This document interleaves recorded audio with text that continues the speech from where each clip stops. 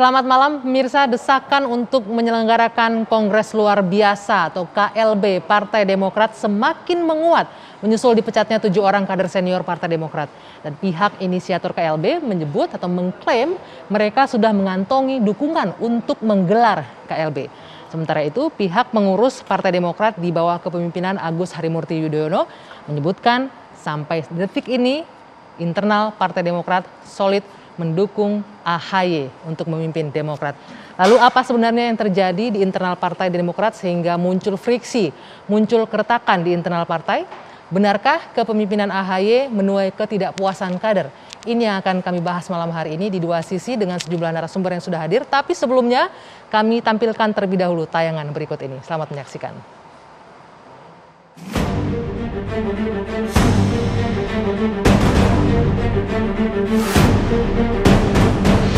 Kisruh Partai Demokrat kembali memanas. Usai pemecatan 7 orang kadernya dengan tuduhan upaya kudeta terhadap kepemimpinan Agus Harimurti Yudhoyono. Bola panas pun kian bergulir setelah sederet pendiri Partai Demokrat dan organisasi sayap partainya menyatakan sikap mendukung diselenggarakannya Kongres Luar Biasa atau KLB karena tak puas dengan kepemimpinan AHY.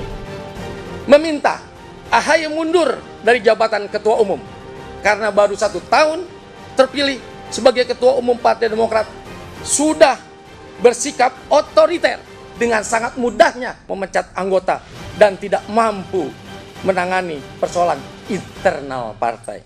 Kami menyampaikan segera dilaksanakan Kongres Luar Biasa Jilid 2. Kader menghendaki KLB itu kader yang mana?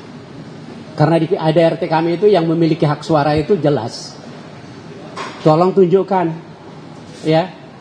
Karena semua DPD, DPC, pemegang hak suara itu mendukung AHY. Kisruh internal di tubuh Partai Demokrat berawal dari isu kudeta yang disinyalir dilakukan Kepala Staf Kantor Kepresidenan Muldoko dan kader senior Partai Demokrat. Isu kudeta ini menguat hingga akhirnya Ketua Majelis Tinggi Partai Demokrat Susilo Bambang Yudhoyono turun gunung. Partai Demokrat not for sale. Partai kami bukan untuk diperjualbelikan.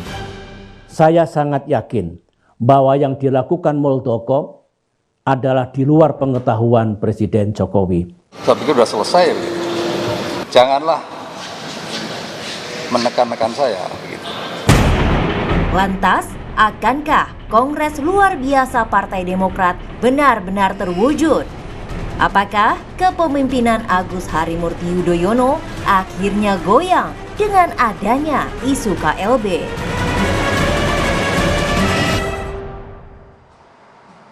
Ya, yang menjadi pertanyaan besar sekarang apakah benar KLB akan digelar dalam waktu dekat? Nanti kita akan coba cari tahu. Dan kemudian tadi yang menarik pernyataan dari salah seorang ketua barisan masa Demokrat yang menyebutkan 1 tahun kepemimpinan Agus Harimurti Yudhoyono sudah menunjukkan sikap otoriter.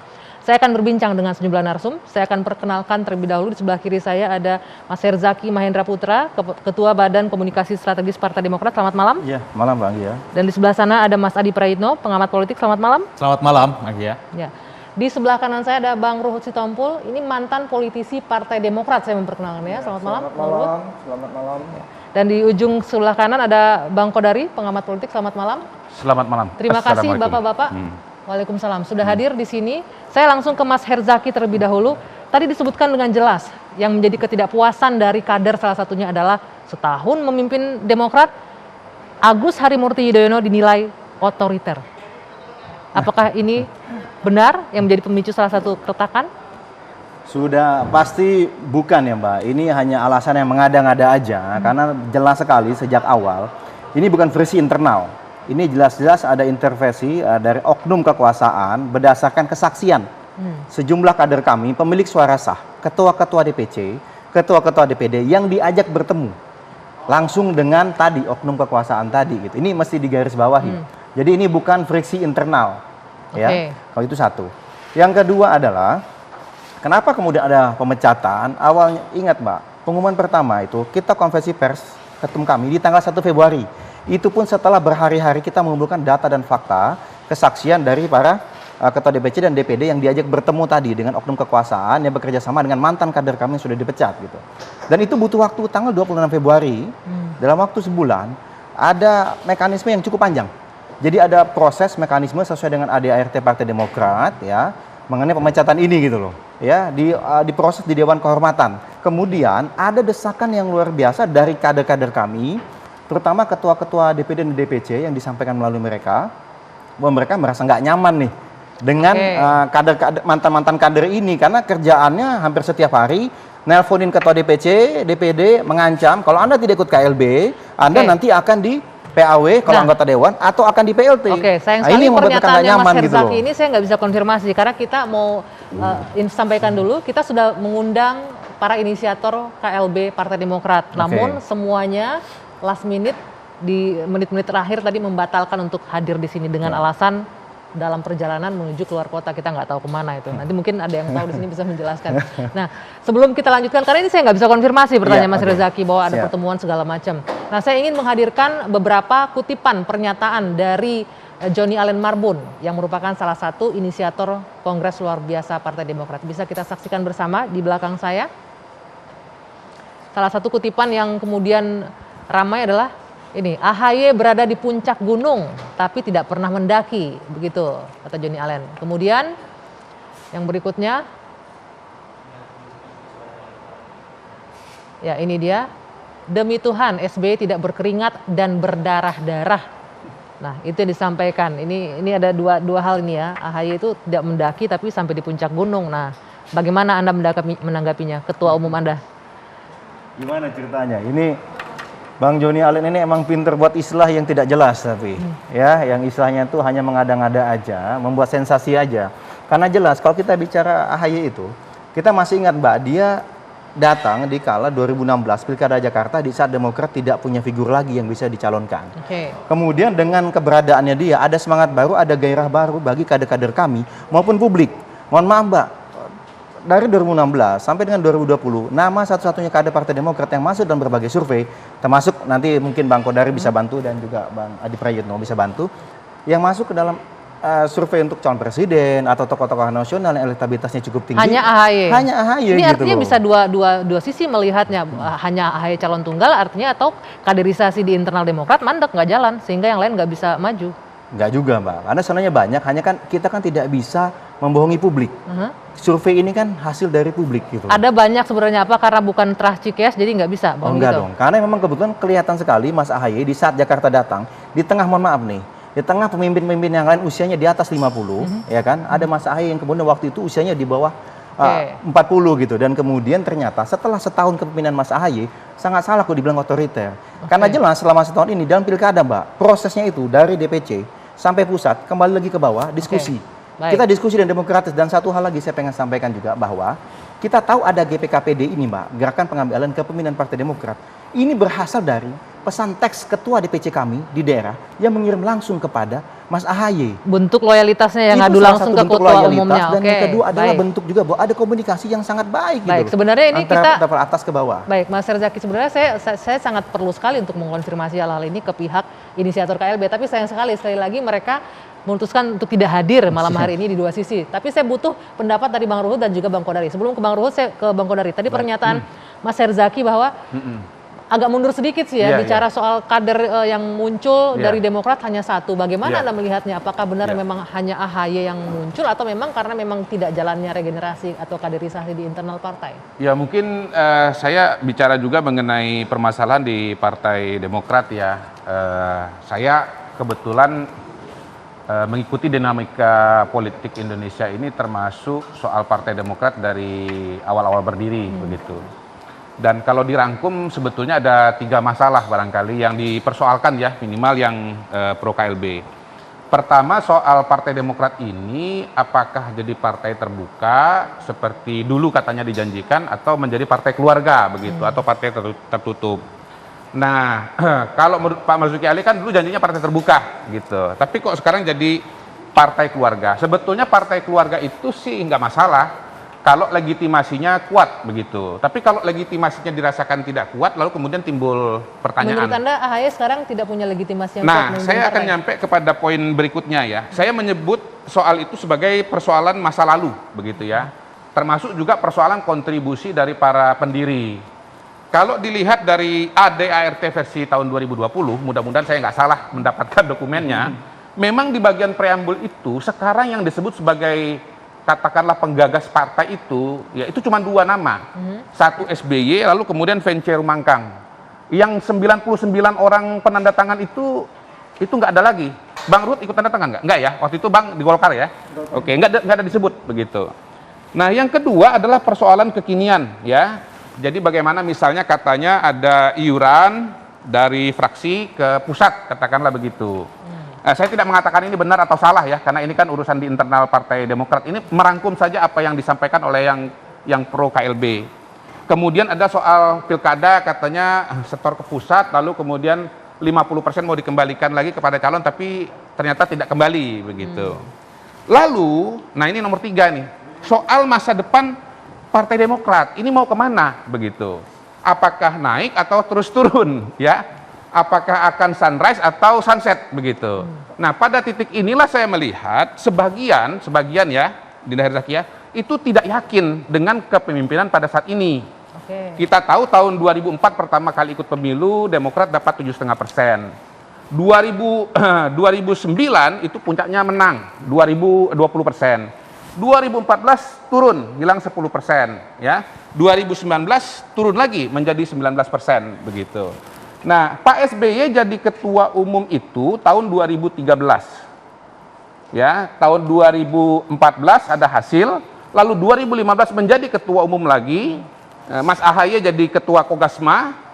Pemilu 2019 kemudian turun lagi begitu.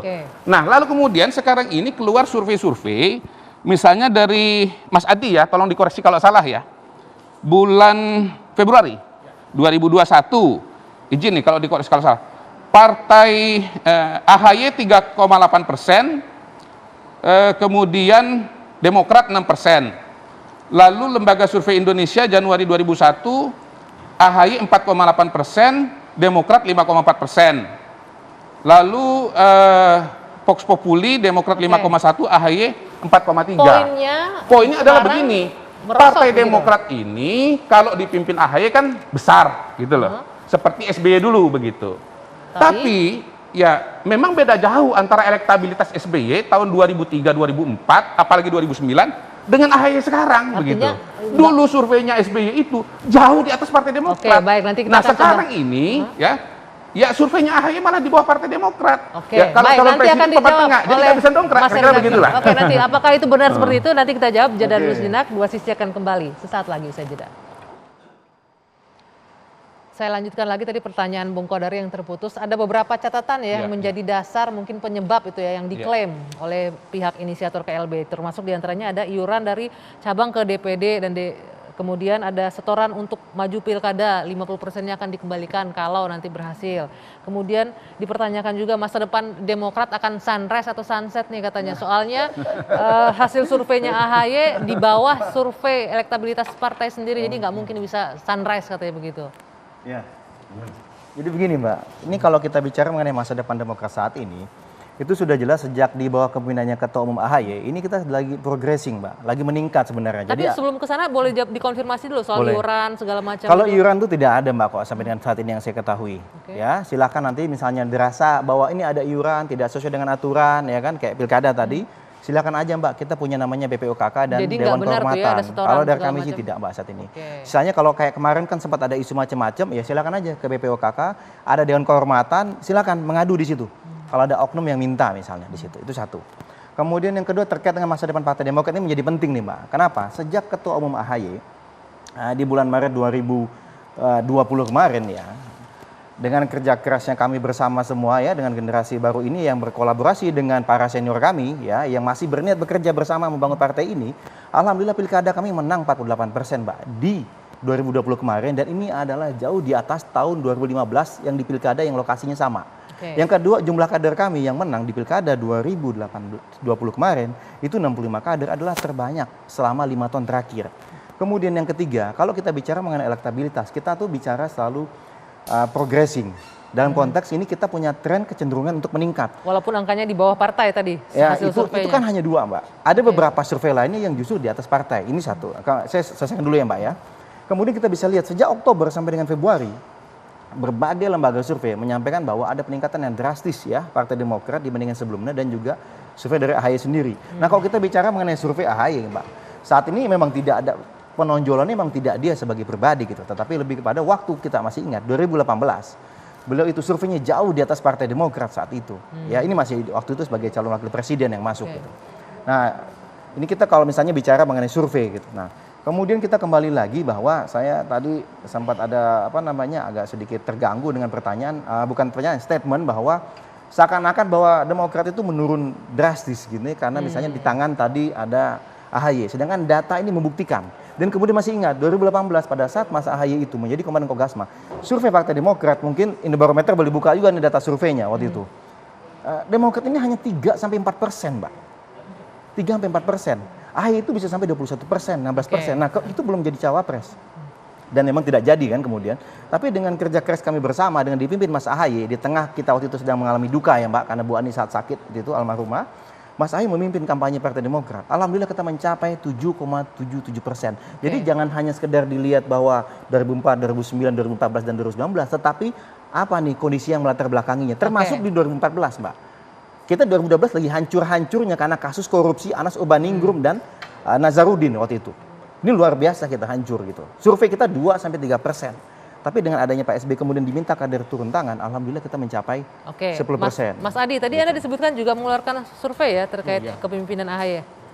Apa? Betul, Nagi. Kalau bicara tentang Demokrat lebih tinggi elektabilitasnya ketimbang AHY, ya. Demokrat itu rata-rata 7%, AHY 6%. Cuman kan saya ingin menarasikan satu hal. Pertama, soal KLB ya. Belum ada alasan yang saya kira cukup substansial ketimbang alasan-alasan politis yang jauh lebih mengemuka tentang desakan KLB. Satu misalnya, apakah betul Partai Demokrat itu partai keluarga? Kalau Partai Demokrat partai keluarga, ini kan salah Partai Demokrat dari awal. Kenapa kekuatan politiknya itu diletakkan pada 3 hal? Susilo, Bambang, dan Yudhoyono. Kan itu memang, kenapa tidak dirasa dari awal? Harus ada regenerasi yang lebih memungkinkan untuk melakukan suksesi kepemimpinan pasca SBY. Dan oleh klaim Mas Herzaki misalnya, hanya AHY yang mampu melakukan recovery politik pasca SBY, itu satu. Yang kedua, apakah ada alasan kerja-kerja politik AHY yang memang layak untuk dikudeta? 1 tahun belum genap, sudah mau dikudeta. Anda melihat tidak ada alasan yang cukup kuat? Belum ada alasan yang rasional. Bang Kodari misalnya nyebut ini soal pilkada yang tidak sesuai dengan harapan. Versi teman-teman yang KLB. Versi Mas Tapi Zaki, Bang Herzaki menang 80%. 48%. Agak bingung. Dibandingkan 5 Agak tahun yang lalu. bingung mencari Jauh parameter lebih tinggi. untuk melakukan KLB.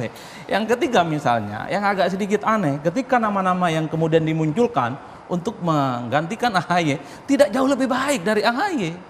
Partai emas apalagi? Bikin partai nggak lolos, hanya tinggal emasnya.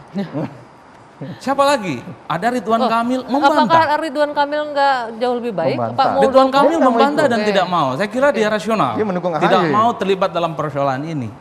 Terus misalnya Mas Ibas. Mas Ibas jelas dia tidak mau dikonfrontasikan. Sami'na wa atokna, bukan sami'na wa asoina. Kepada AHY sebagai ketua umum. Yang ketiga soal mahar politik. Tunjukkan kepada saya di mana di negara ini yang partai itu tidak melakukan mahar politik. Kalau mau pilkada dan pileg. Anda sebut berarti ada yang disebut semua dengan partai ada mahar politiknya. Betul. Oke. Cuman kan tidak diungkap. Jangan hanya Demokrat. Saya kira yang lain juga ada. Politik kita itu kan mirip rumah kaca. Apa yang dilakukan oleh partai-partai itu terang benderang kelihatan dari jauh. Bahkan oleh tukang becak sekalipun. Dan Anggi, satu hal, di partai itu ada yang disebut dengan infak, iuran faksa. Jadi semua partai itu begitu Iuran dalam tanda paksa kutip. gitu Kader ya. itu memang dipaksa untuk melakukan pendanaan ke partai. Kalau saya anggota dewan nih harus membiayai fraksi bagaimana hidup, membiayai Tapi DPP kata Mas bagaimana Zaki hidup nggak dan ada tuh seterusnya. iuran-iuran katanya. Ya, tadi kan info terkait dengan pilkada, Mbak.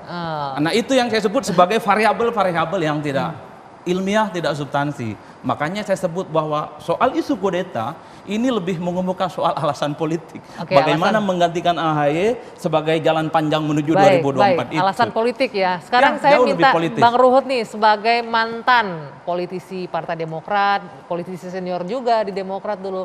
Anda melihat bagaimana dengan upaya kudeta yang kemudian berujung pada KLB Demokrat ini? Kita harus jujur ya, objektif. Yang mengatakan kudeta itu kan dari pihak Mas AHY dan kawan-kawan. Kita nggak pernah sebut kudeta. Itu wartawan yang nyebut. Gerakan Pengambil alihan ke pemimpinan. Istilahnya beda Secara mungkin paksa. terminologinya. Ya, Secara paksa. apapun itu GPKPD ya. yang bikin masalah, kenapa masalah ini dibawa keluar? Itu aja. Kalau nggak dibawa keluar kan nggak rame begini. Karena itu Menseknek, Pak Pratikno, Profesor, udah benar apa yang dia katakan. Begitu juga Pak Muldoko, jangan apa-apa lapor Presiden. Betul, Bapak Presiden kita kerjanya banyak sekali, apalagi Tadi Bang kita Ruhut bilang pandemi. kenapa dibawa keluar. Kalau menurut Mas Herzaki ini nggak ada masalah sama di internal, tapi orang luar yang Justru menyebabkan. ini jelas ada intervensinya. Karena kalau Bukan masalah riak-riak, internal, jadi nggak kalau ada riak-riak keluar. udah terjadi hampir tiap tahun ada tuh biasa. Saya ngerti lah, Jaki kan baru kemarin masuk Demokrat. Iya. Ya, ini yang dia lawan ini semua the founding father Demokrat loh. Ya, yang dia rasa nih Johnny Allen itu. Jangan kau hina-hina, hebat dia itu. Jujur aja. Kantor Demokrat pertama dari Johnny Allen di Jalan Pemuda loh.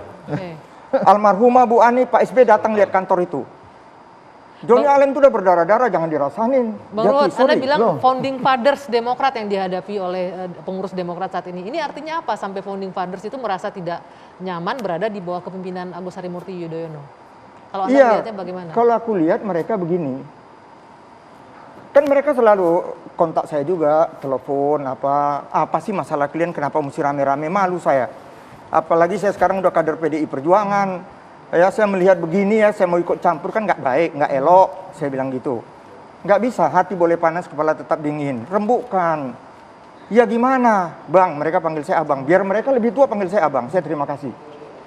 Ini berawal dari aklamasinya AHY itu. Kenapa?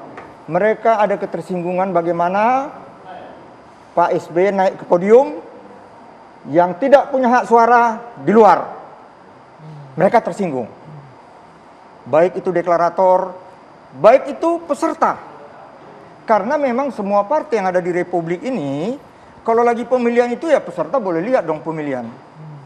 Itu ada ketersinggungan mereka. Berawal dari ketersinggungan karena diminta keluar PSB. Sebentar, bagaimana itu Mas Zaki? Nggak, kalau saya ngelihatnya begini, ini hanya alasan yang dibuat-buat saja gitu. Karena jelas begini, Mbak.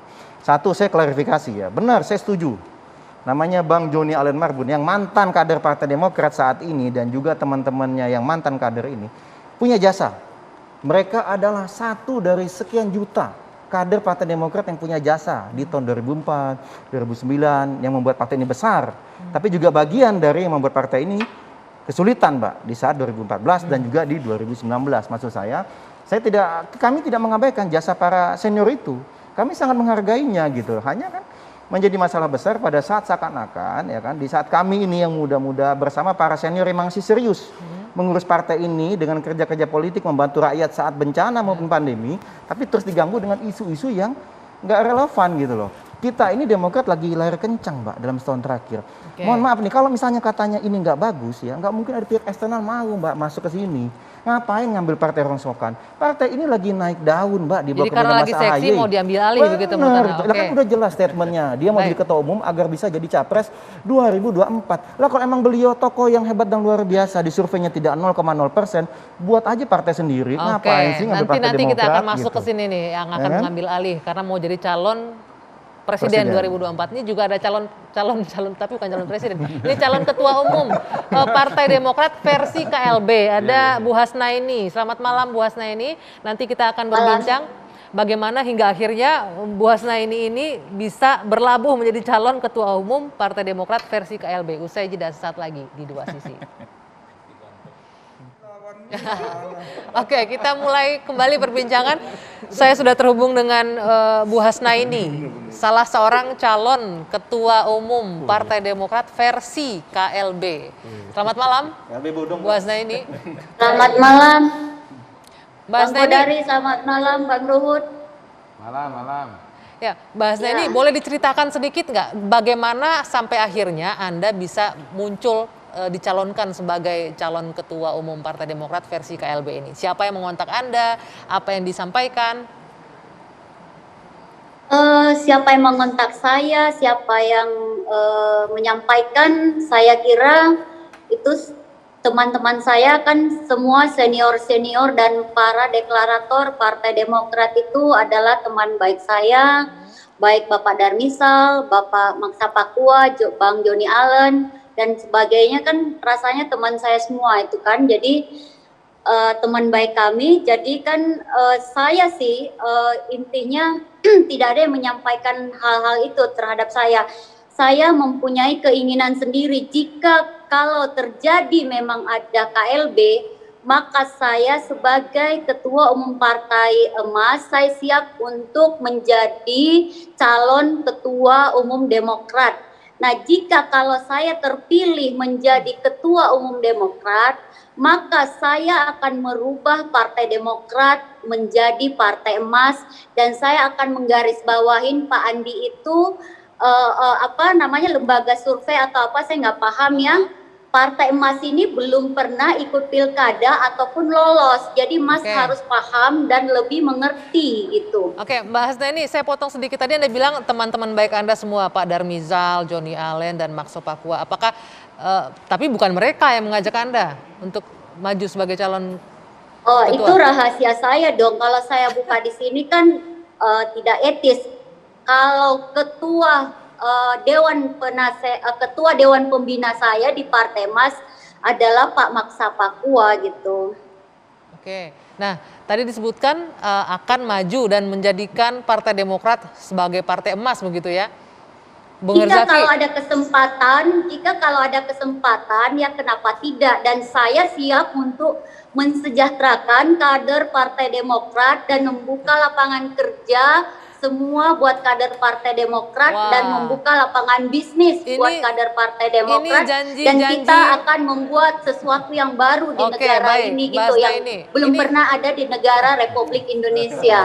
Ini luar biasa nih, janji-janji calon ketua umum Partai Demokrat. Nah, ini bukan janji ya, tapi itu yang sudah kami lakukan di Partai Emas saat sekarang, dan kami. Baik, Mas Neni sebentar, Mas Herzaki ini bisa didengar sebagai salah satu calon dari ketua versi KLB ya. Apa tanggapan Anda? Dan sebentar, saya belum selesai ya. Saya belum selesai. Satu statement lagi yang Mbak kasih kesempatan saya bicara.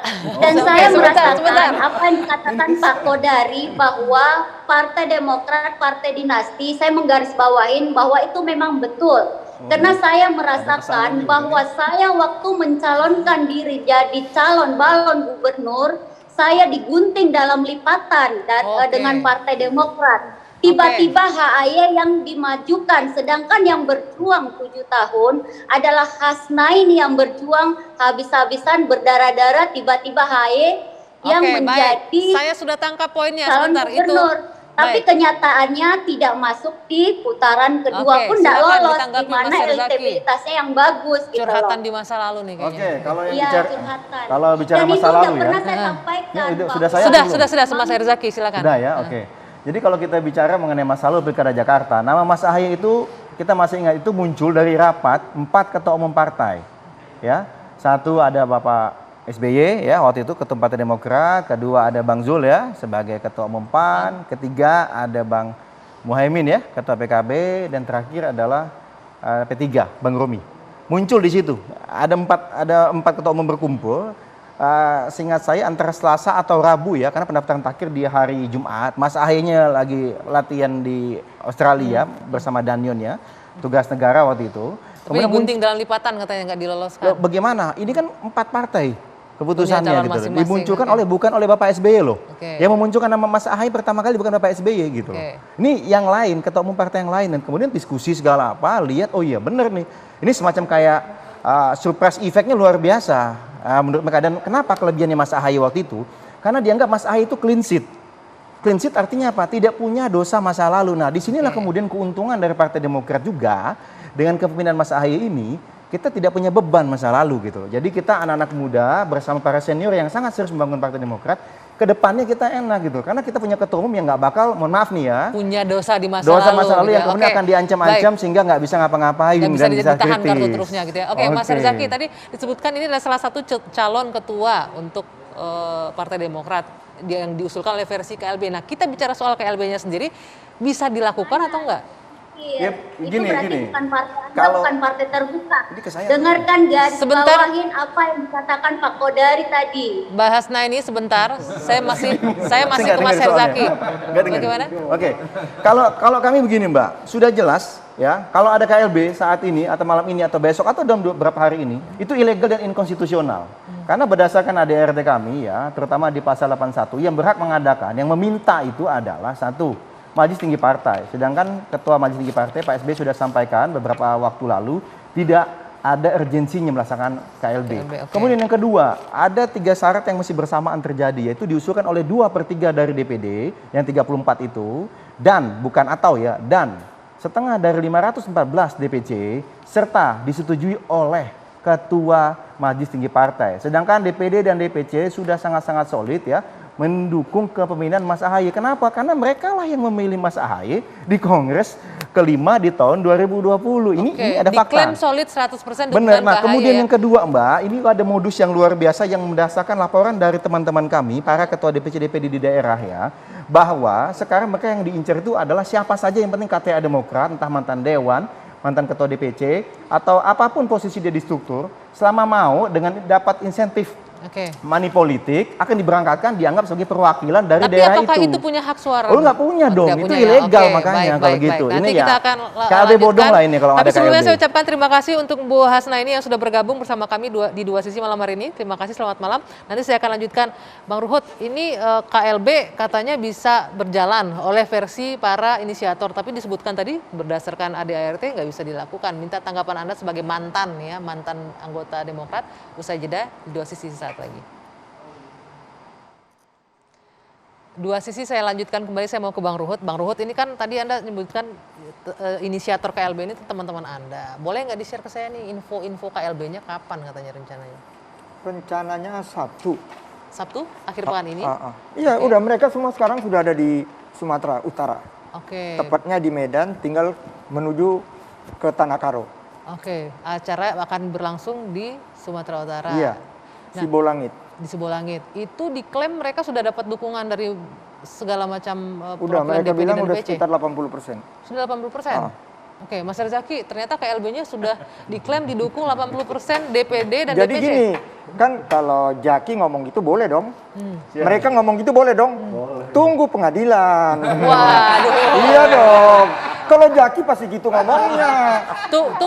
Tunggu pengadilan, artinya kok sudah mengarah, artinya pengadilan akan memutuskan apakah ini akan bernasib sama dengan partai-partai lain. Ya itu yang saya sedih. Ini skenario Saya ini. orang yang pernah besarkan Demokrat, kalau udah begini, sedih banget Demokrat ini nanti. Itu yang saya katakan waktu mereka datang, nggak bisa kalian rembuk. Hati boleh panas, kepala tetap dingin. Tunggu. Sebelum Kan kesana itu. saya masih agak tergelitik dengan pernyataan Bang Ruhut. Iya. Tunggu pengadilan. Kenapa Bang Ruhut berpikiran ini akan sampai ke Enggak, pengadilan? karena Jaki ngomong gitu kan.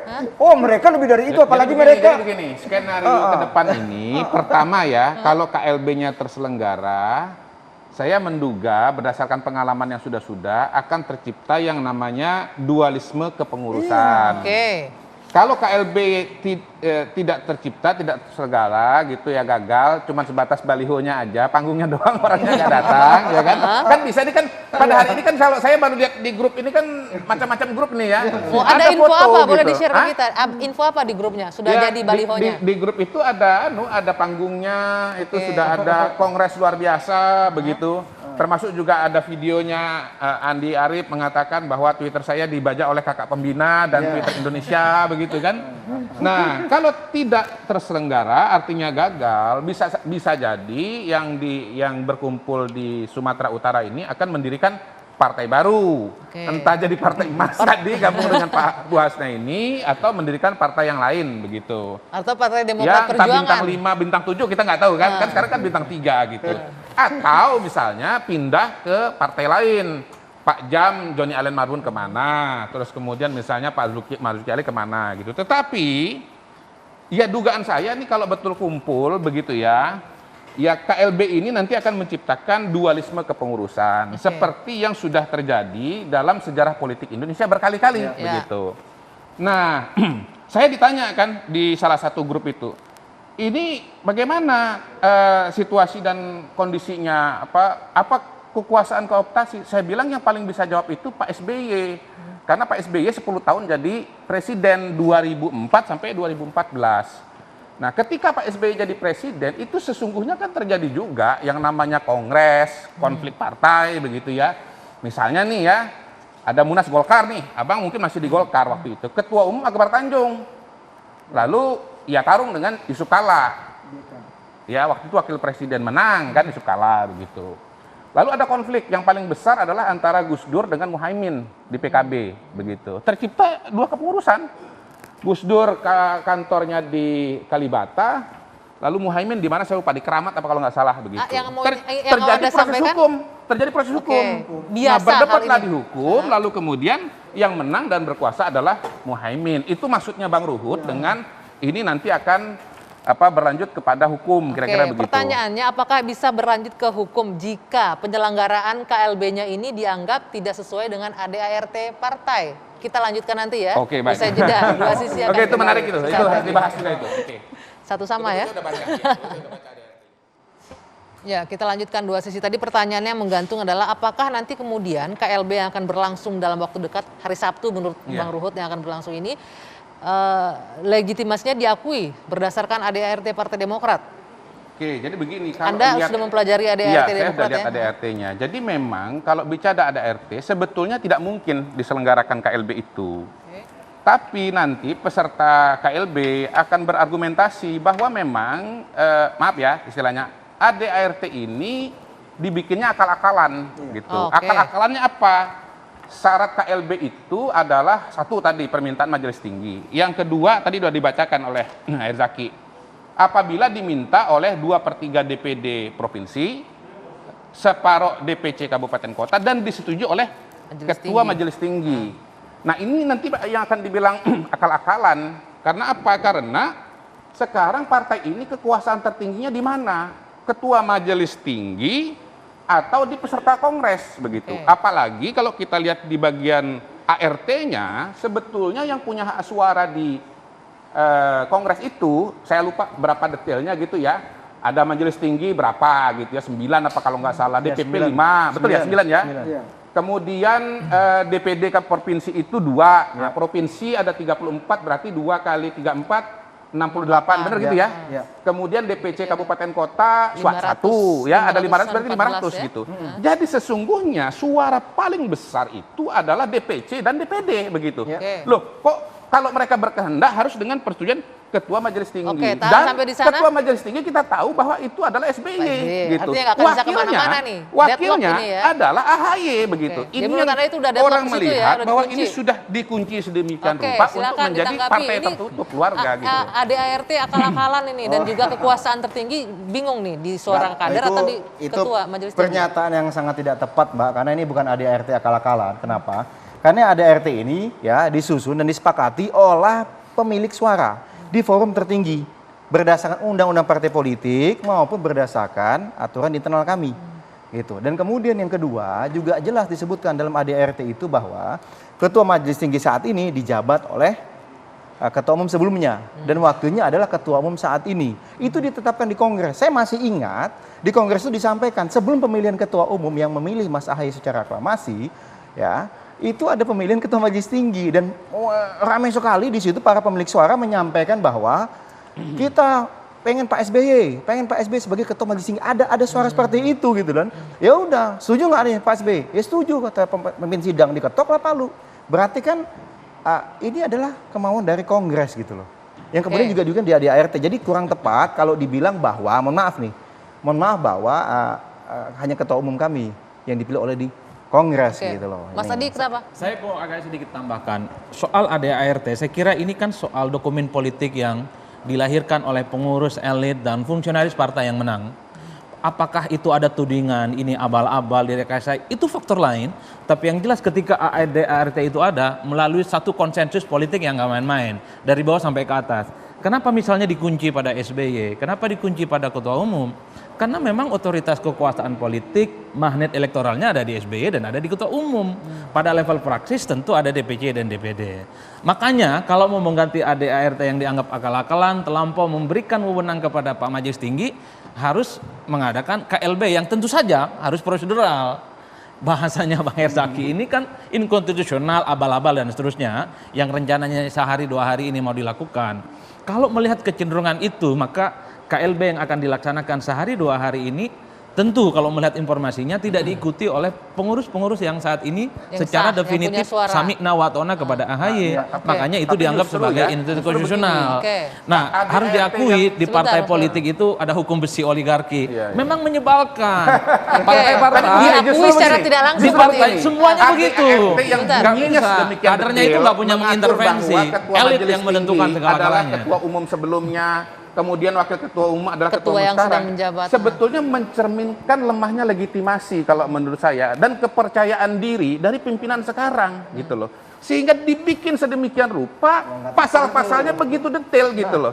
Kalau memang legitimasinya itu kuat ya, cukup misalnya ADART seperti tahun 2001, ya dia umum-umum saja begitu loh. Sehingga kemudian gini, politik itu ya nomor 1 bukan yang tertulis, tetapi legitimasi yang tidak terlihat begitu loh. Kalau legitimasinya kuat, ya pasalnya normal-normal aja, istilahnya biasa aja, itu tetap kuat begitu. Nah, ini pasalnya sedemikian rupa karena memang mengkhawatirkan, mengantisipasi adanya sebuah pede begitu betul, dengan sebetulnya sekarang begitu kalau saya lihat. Anggi, jadi dikunci karena nggak pede dikunci biar nggak bisa digoyang. Ada suatu hal yang lebih penting, KLB ataupun isu kudeta Partai Demokrat ini mesti clear, ini selalu dikaitkan dengan kekuasaan. Ada kakak pembina di situ. Ini yang harus kemudian diklarifikasi secara utuh bahwa tidak ada orang yang berada di inner circle Jokowi saat ini tidak cawe-cawe terhadap persoalan politik. Mesti clear ada statement politiknya. Kita nggak bisa menjawab sekarang ya, tapi kita bisa lihat nanti. Kita bisa lihat nanti di KLB besok. Kalau Ibas jelas menolak, Ridwan Kamil menolak, Wanita Mas ingin, kakak pembina belum clear statementnya. Mau penerima apa enggak? Kakak pembina ini siapa, Mas Adi? Saya nggak tahu, tanya ke Mas Herzaki. Dan itu yang ini memang. Makanya lagi-lagi menjadi menarik adalah pada saat ya ini KLB nggak akan pernah terjadi. KLB bodong ini nggak akan pernah terjadi kalau tidak ada intervensi kekuasaan. Dan kami akan melawan sekuat tenaga karena jelas ini inkonstitusional, ini ilegal, dan jika ini dibiarkan, ini akan menjadi presiden sangat jelek terkait abuse of power, penyalahgunaan kekuasaan oleh oknum kekuasaan. Ini sangat mencederai nilai-nilai demokrasi yang kita jaga. Dan kita tahu, masih ingat Mbak, indeks demokrasi Indonesia hari ini turun jauh. The Economist bilang ini terjelek 14 tahun terakhir. Bang Herzaki apakah pernah bertanya dosa apa yang dilakukan oleh Demokrat sehingga harus dikudeta?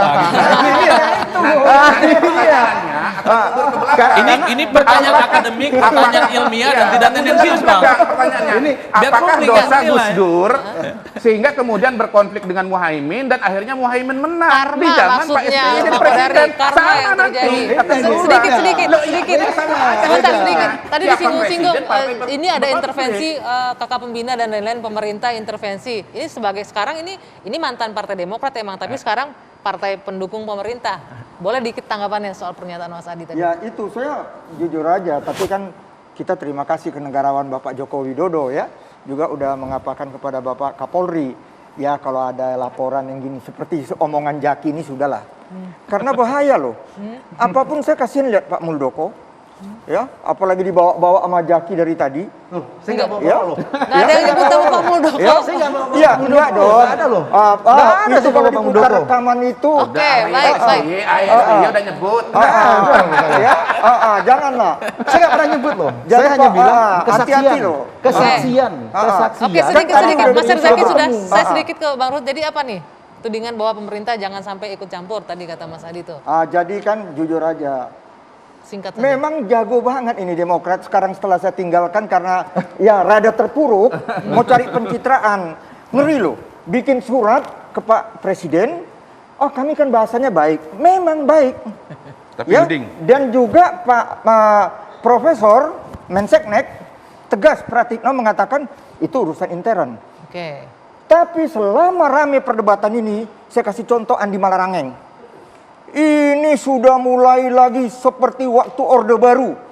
Ih, ngeri kali. Oke, jadi poin Saya yang bilang Anda tolong sampaikan, cabut kata-katanya Andi. Kalau bicara Orde Baru, Ketua Umum saya, Ibu Megawati yang paling teraniaya. Pemerintahan Jokowi ini partai pendukungnya udah banyak, nggak perlu Demokrat lagi, itu perlu. satu. Oke, Yang kedua, oke, yang kedua baik. Pak Muldoko itu nggak kuat. Jangan baik. Ini jadi kalau calon kita ketua sambung PSSI aja nggak bisa. masih Gimana panjang. mau jadi ketua Saya Partai terpaksa Demokrat? harus menutup diskusi kita malam hari ini di luar sini. Tapi apapun itu, ini akan menjadi pertanyaan. Apakah KLB Partai Demokrat masih akan berlangsung besok? Bapak-bapak, maaf sebentar, saya harus tutup acaranya. Pertanyaannya, apakah KLB akan berlangsung besok atau nanti apakah Partai Demokrat akan berujung dengan Partai Demokrat Perjuangan? Kita lihat saja nanti. Dua sisi saya akhiri, saya Dwi Anggia, selamat malam, sampai jumpa.